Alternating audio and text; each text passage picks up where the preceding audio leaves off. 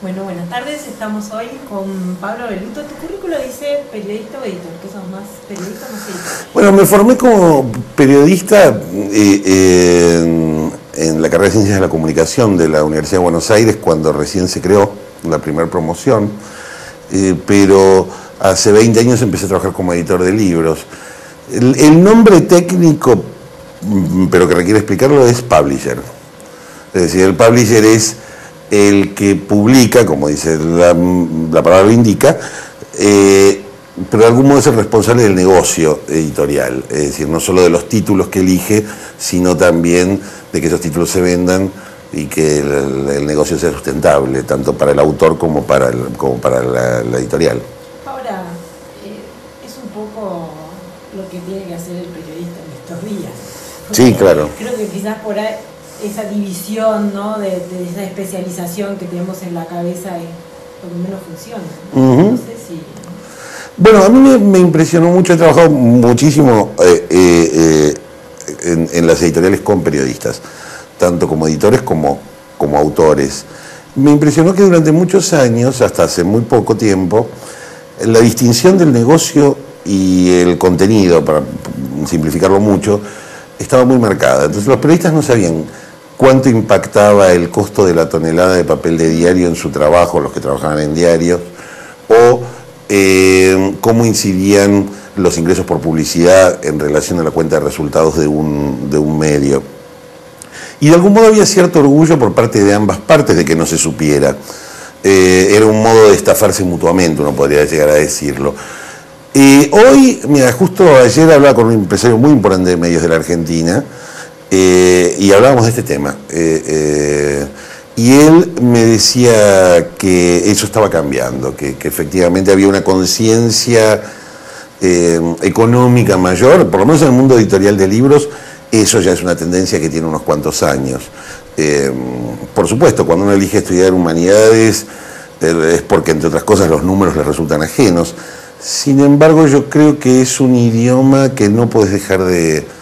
No te digo de hablar, pero al menos de leer. Es decir, uno tiene que entender el idioma de los números, porque los proyectos periodísticos cada vez son más independientes y necesitan más números para poder ser sustentables. Pero además vos acá mencionaste algo que es un distintivo de las últimas décadas, es que muchos periodistas, o mejor dicho, los pocos que hicieron periodismo de investigación, lo hicieron a través de la industria editorial. Entonces fue la industria editorial la que publicó más investigaciones, o al menos más en el estilo canónico, que quizás los medios. ¿Cómo es eso? Mira, eso es una tradición, es curioso, porque no pasa en todos los países. Pasa en México, pasa en Argentina, no pasa en Brasil, no pasa en España. En España la no ficción periodística que nosotros conocemos aquí, digamos, cualquiera puede hacer su lista de autores o mirar su estante si le gusta leer periodismo. No es un género particularmente desarrollado y mucho menos comercialmente exitoso, ni en España ni en Brasil. Ocurre en México, sí, lo he visto, en Chile de manera muy incipiente, en Uruguay también, y en otros países de América Latina muy poco. No hay una verdadera tradición en muchos países. En Estados Unidos tiene un nombre raro, se llama Current Affairs, este tipo de libros, ¿no? Que hablan de cosas de actualidad, asuntos de actualidad.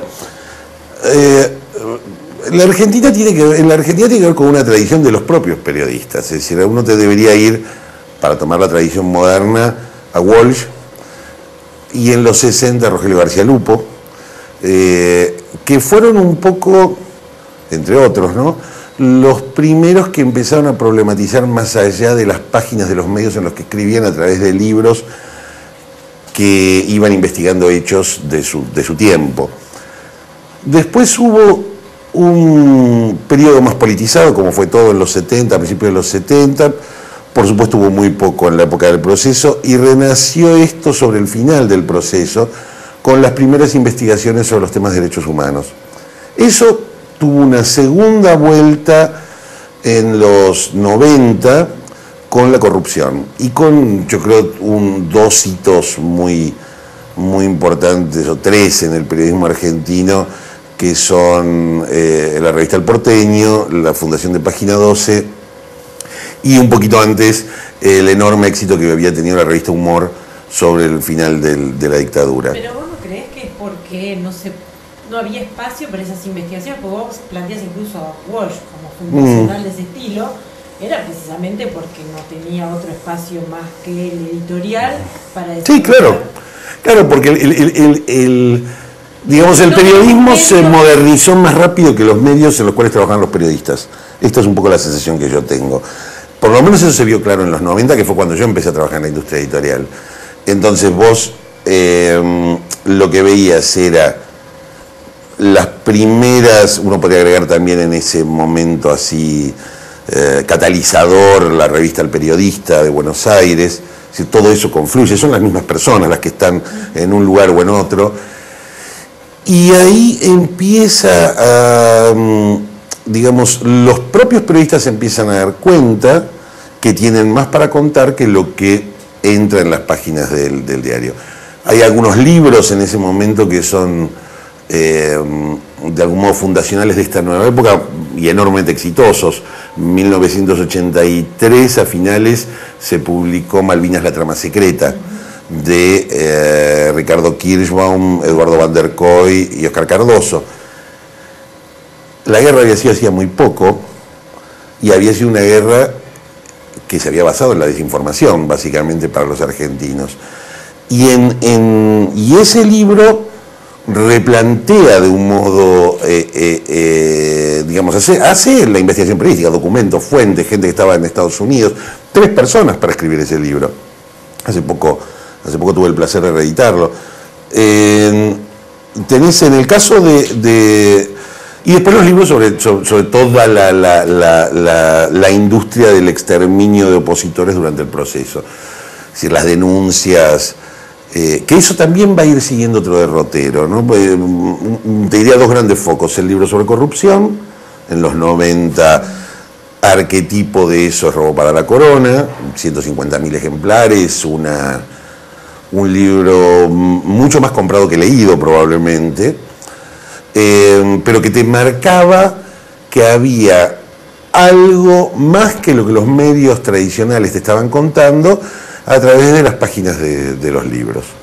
¿Y no había también para el periodista una adquisición de cierta aura de prestigio que quizás... Sí, muy probable, porque, sí. Digo, nosotros tenemos, me encantó eso que dijiste, libros más comprados que leídos. Nosotros con el objeto libro tenemos así como una especie de fetiche, en donde ya tener una biblioteca considerable, aunque no te luzca, ya es un síntoma de estatus. Y también publicar libros, porque hay como una compulsión. Sí, claro. Todos tienen que tener su libro. Sí, cómo no, claro. Se publica mucho, claro, es un derecho a publicar.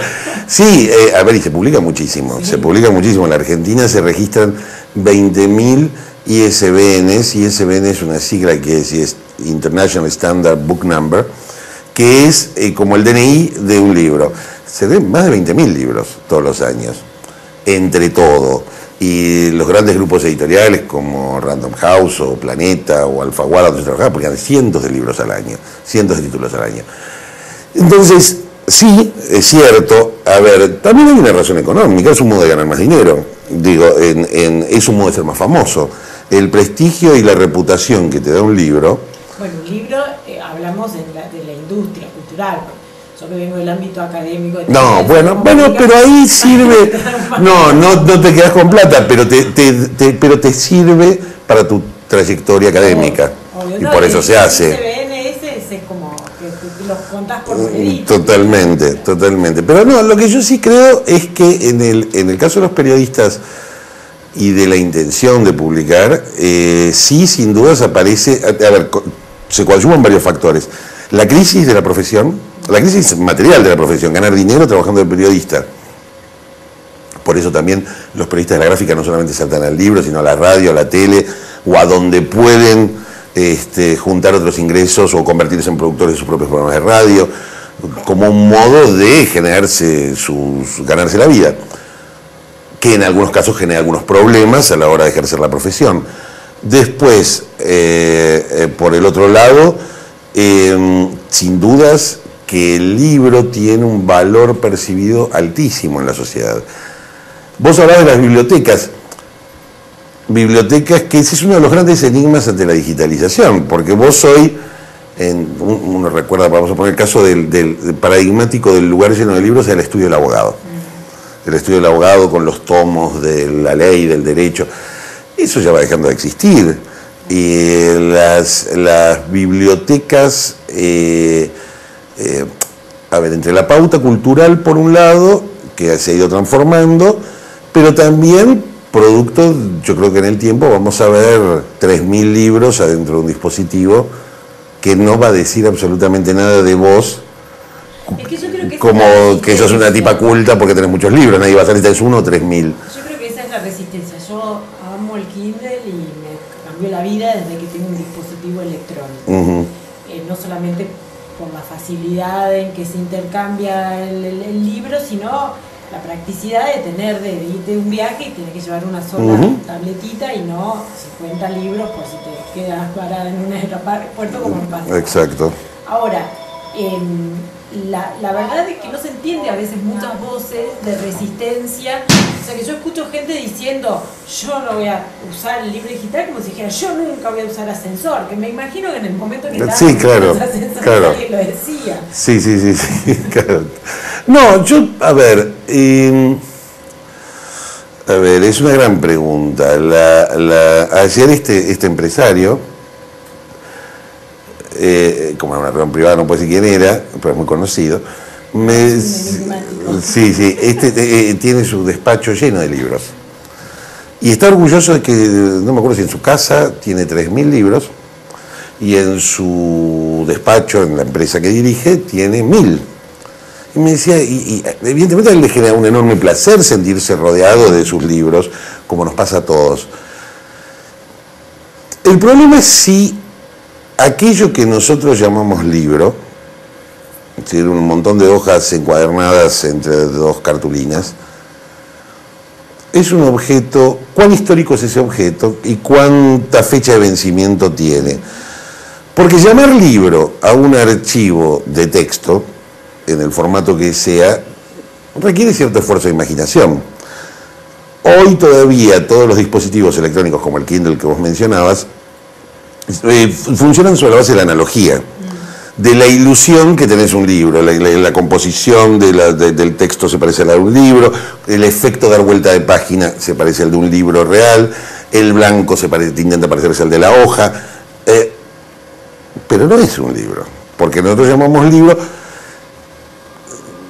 Llamarlo ebook es como una tilinguería, por otro lado. Entonces, a mí la percepción que me da es que estamos, sin dudas, perplejos ante un cambio de una magnitud que no alcanzamos a ver, porque tampoco sabemos cómo se llama eso, y el libro, por el otro lado, está inscripto en nuestra tradición cultural desde el origen de nuestra civilización.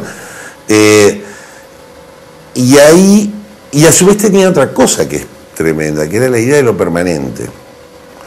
La idea de esta idea sagrada de los libros, la idea de que vos acumulás libros a lo largo de tu vida, pero te sentís un poco mal, no tirás los libros. El diario no tenés ningún escrúpulo en tirarlo, las revistas no tenés ningún escrúpulo en tirarlas. Que les cuesta. Sí, que junta. Pero tirar un libro es casi como sacrílego, es un objeto muy venerado en nuestra cultura, tan venerado que uno puede decir que si una persona tiene muchos libros en su casa, uno siente que está frente a una persona culta, no sé si ha leído, no sé si ha leído, sea del tema que sea.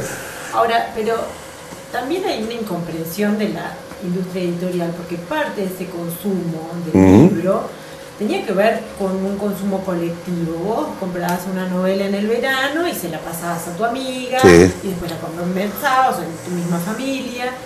Y esa desconfianza de la industria con relación a lo digital, entonces que es casi imposible compartir un libro, es casi imposible cambiarlo de dispositivo, es una competencia tecnológica, entender que lo tenés que leer con este lector y no con el otro lector. Si no hay también como una resistencia más de los que se supondrían tendrían que acompañar el cambio. Bueno, a ver, la industria editorial está aterrada en todo el mundo. Sufre de un ataque de pánico que no ha terminado desde hace un par de años. Que es razonable, porque se llega al punto en el que ni siquiera se sabe si esa industria va a seguir existiendo.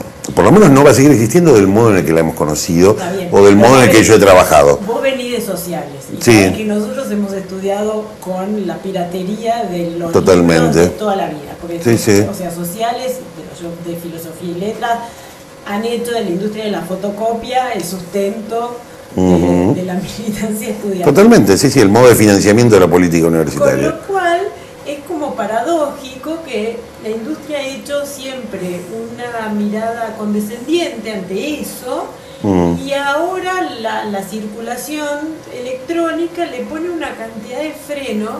Sí, bueno, es un enorme debate.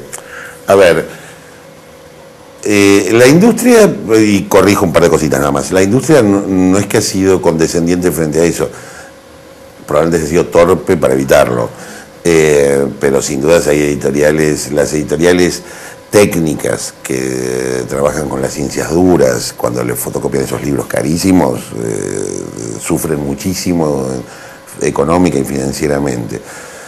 Ahora, pero saquemos ese problema de lado. Y separaría dos partes de la industria, los que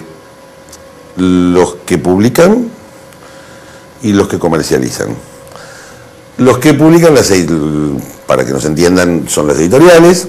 Los que comercializan en formato digital son Amazon, Apple, Google dentro de poco, Kobo dentro de poco, y otros más que irán apareciendo. Y el gran debate ahí es entre precisamente circuitos de compra de libros cerrados y circuitos abiertos. Cuando vos te compras un Kindle, te pasa lo que te pasa cuando te compras una cafetera Nespresso. Solo le vas a poder comprar el café al señor Nespresso y no vas a poder ir al supermercado a comprar otro para tu cafetera. Cuando te compras un iPad, todo lo que le pongas adentro se lo vas a tener que comprar a hijos, sí, claro, a los herederos del señor Jobs. Esos son los sistemas cerrados, y cada vez más inviolables y todo eso. Hay otros dispositivos, como el caso de los de Kobo o el caso de los de Google, que son multi-device, digamos, se pueden usar en distintos lugares. Pero precisamente que existan esos dos sistemas nos está mostrando que hay una disyuntiva en la época que no está resuelta. Por el otro lado está el rol de las editoriales, que ven que su negocio, que era publicar, es decir, mandar a imprimir el libro sobre papel, venderlo a través de una red de librerías físicas, y entonces sobre los 100 pesos que paga la gente, qué sé yo, 40 se queda el librero, 10 se queda el autor, y 30 costó el libro, y 10 costó la estructura de la editorial, y 10 ganó la editorial, y eso es más o menos la ecuación en toda la industria. Eso está cambiando, porque no hay que fabricar nada. Entonces, si no hay que fabricar nada, la industria piensa, entonces, ¿qué hago? Porque mi negocio era fabricar, y lo que hacía que los autores no se editaran a sí mismos era que no tenían la plata para ir a imprimir el libro. Entonces, lo que los editores van a ir virando, como ha pasado en la industria de la música, es a promotores. Pero ser promotor no es lo mismo que ser editor. Es decir, a que te haga, a hacerte conocido, a ser el autor conocido, para que la gente se entere que está y gane, y compre. Entonces ese esquema está en un momento bastante crítico. Probablemente algunos grandes grupos internacionales apuntan digamos, a consolidar, a seguir creciendo comprando otras editoriales, tratando de generar cada vez una mayor masa de contenidos comercializables. Del otro lado, las editoriales hay una enorme oportunidad para las editoriales chicas, que antes no existía, la posibilidad de acceder a un mercado mundial. Entonces, mi conclusión personal, que es muy modesta, es una etapa fascinante, porque estás viendo un cambio en una industria en la que no había cambiado nada durante los últimos 100 años. El último cambio que yo encontré, investigando un poco históricamente, había ocurrido en 1930, en los Estados Unidos, después de la crisis, que fue cuando los libreros empezaron a devolver libros. Hasta ese momento la industria funcionaba sobre la base de que yo tenía una librería, venía el editor, me vendía sus libros y yo elegía y luego trataba de vender esos libros al público. En los 30, con la crisis, las librerías se habían quedado con mucho stock y dije, no te puedo pagar. Entonces no te puedo pagar, como no te puedo pagar, bueno, vendo, te devuelvo. Y a partir de ahí se estableció un sistema que es muy particular, muy distinto del de otras industrias, parecido al de los diarios y las revistas, por el cual los libreros pueden devolver aquello que no venden. Eso ocurrió en 1930, desde entonces no cambió nada, hasta que el señor Bezos inventó el Kindle y te hizo feliz leyendo en un libro tras otro. Es cierto, lo que pasa es que también uno piensa solo en el libro y yo te diría que el 70% de mi lectura hoy no viene de libro, viene de tesis para corregir, de documentos, porque eso sí se integran en esas plataformas. Totalmente. También se desdibuja esa lógica de que el libro era una cuestión muy concreta, y la otra cuestión es lo de la lectura, que sí se ha incentivado y se ha acelerado, claro. Y nos pasamos todo el tiempo leyendo. Bueno, de hecho, la última encuesta que circuló hace poco del Ministerio de Educación decía el 96% de los argentinos es lector, porque consideraba que aquel que leyera más de 15 minutos al día en cualquier soporte, claro, era lector. Sí, es un poco mecánica INDEC esa, claro. En ese sentido, las estadísticas de la industria, ¿qué dicen?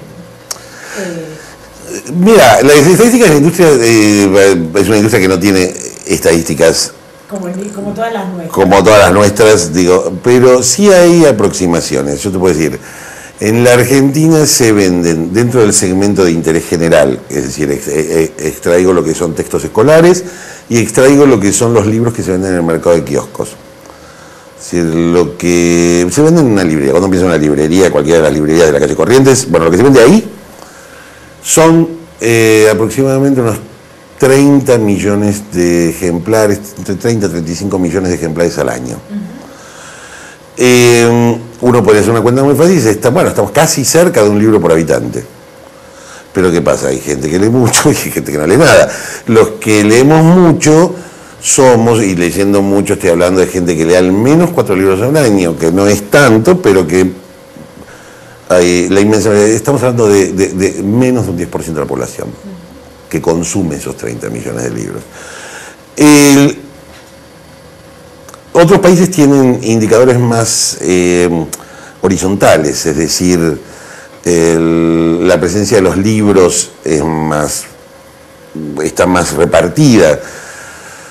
Yo tengo también otras teorías, hay dos, o hipótesis, uno puede plantear, bueno, el elemento cultural, sin duda, si hay que saber leer para leer libros, y hay que tener desarrollado el hábito. Es muy difícil cuando uno no lo tiene, y hay mucha gente que ha pensado sobre cómo se conquista el hábito de la lectura de libros. Si vos venís de una casa donde no había libros, o estás en una situación muy desfavorecida en lo social. Uno puede decir el tema económico, sí, de acuerdo, los libros cuestan plata, aunque hay de todos los precios y a todos los alcances. Pero hay dos elementos que para mí son, sí, de cambio civilizatorio. Uno es tiempo y el otro es silencio. Vos no podés leer con mucho ruido y no podés, y leer lleva mucho tiempo. Es muy interesante, no recuerdo qué suplemento cultural del Mundo que vi hace poco, que te ponía el tiempo que te llevaba a leer un libro. Salió el libro tal, 50 sombras de Grey. Lleva 3 días y 4 horas leerlo, ¿entendés? Sí, a mí me parece que hay un factor, bueno, ahí me salió la la maestra Ciruela, que creo que el libro también implica una disciplina. Sí. En el sentido de una decisión de empezar una cosa y aceptar la sucesión que te marca. No es como la tele o la película que te adelantás y el libro te exige una mecánica. Y a mí me ha pasado en posgrados de humanidades que me dicen, te agradecemos mucho porque es la primera vez que leemos un libro completo. Claro, volver al principio, claro. O sea, es de posgrado. Me parece que también esa lógica... Qué suerte que no son de medicina. Porque sí, no claro, sabemos, sí. O de ingeniería, lo cual no sé sí. Algún puente que se caiga. Pero entendés que hay como una lógica que creo que tiene mucho que ver con nuestra cultura de lo fragmentario, que también se deriva de esta formación hecha en dos dimensiones. A veces llevo el libro y digo, este es un objeto tridimensional. Claro. Que no se percibe cuando haces fotocopias. No, claro, no se percibe la extensión, que es otro tema de la lectura digital. La lectura digital, nosotros incluso hemos inventado palabras como bodoque o un toco para hablar de los libros gordos, y el libro digital pierde esa dimensión también. No, todo lo contrario, que tiene más lugares que páginas, ¿viste? Que claro. Son 10.000, antes tenías 100 páginas, ahora son como 10.000. Claro, pero no tienen la tridimensionalidad que vos decías en relación al libro físico. Sí, no, es tal como vos lo decís en eso. Yo creo que el nivel del público... A ver, vivimos en una sociedad de trastorno de déficit de atención, ¿entendés? No podemos fijar la atención mucho tiempo, las cosas nos aburren rápido, necesitamos cambiar, necesitamos hacer zapping, pasar de la tele a internet, de internet a internet, estamos haciendo zapping todo el tiempo, estamos yendo de un lugar al otro, y un libro requiere no hacer absolutamente nada, salvo ahora cuando esa conexión, y todos los que hemos leído y nos ha pasado con algún libro o con algunos libros, sentimos un profundo agradecimiento a esa experiencia, porque es una experiencia de conexión, y uno lo ve cuando los chicos la adquieren con Harry Potter o con lo que sea. Digo, es una conexión, es no poder dormirte y luchar para que el sueño no te venza, para poder seguir leyendo en la cama. Y eso es una experiencia antropológicamente maravillosa que uno desearía que no se termine, ¿entendés? La lectura... Por supuesto hay quienes piensan que las formas literarias que nosotros conocimos tienen que ver con el soporte en el cual fueron publicadas. Así como el folletín tiene que ver con el diario, la novela tiene que ver con el libro, y así como, Sgt. Pepper de los Beatles solo se podía hacer porque existía el long play. Hoy creo que hay mucha gente pensando el libro futuro o el futuro del libro, y está pensando en cómo los elementos de participación por parte de los lectores, que están tan presentes en nuestra vida a través de las redes sociales, y cómo este aspecto fragmentario que mencionábamos va a generar obras estructuralmente diferentes y géneros estructuralmente diferentes a los que hemos conocido hasta ahora por el cambio del soporte. Bueno, hablando de estructuralmente diferentes, para cerrar y agradeciéndote mucho que vinieras hasta Plaza de Mayo a compartir una charla, ¿cómo es esto de dejar los libros por la música? No los dejé por la música, pero siempre me gustó mucho la música. La música forma parte de mi vida, y durante todos estos años dedicado a los libros había quedado un poco en un segundo lugar, y nada, para los nacidos en 1966 les digo que este va a ser el año en que van a poder hacer lo que quieran. ¡Qué lástima! Tiene un buen pronóstico. No te creas.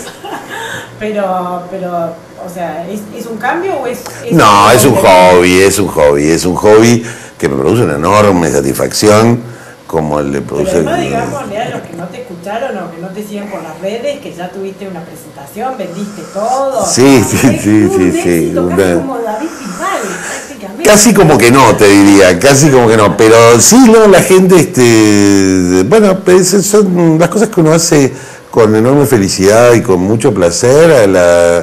En general eso se transmite. Entonces, y además con mucho cuidado y con muchísimo terror, pues te imaginarás que ensayar, rodearme de músicos que son músicos de verdad.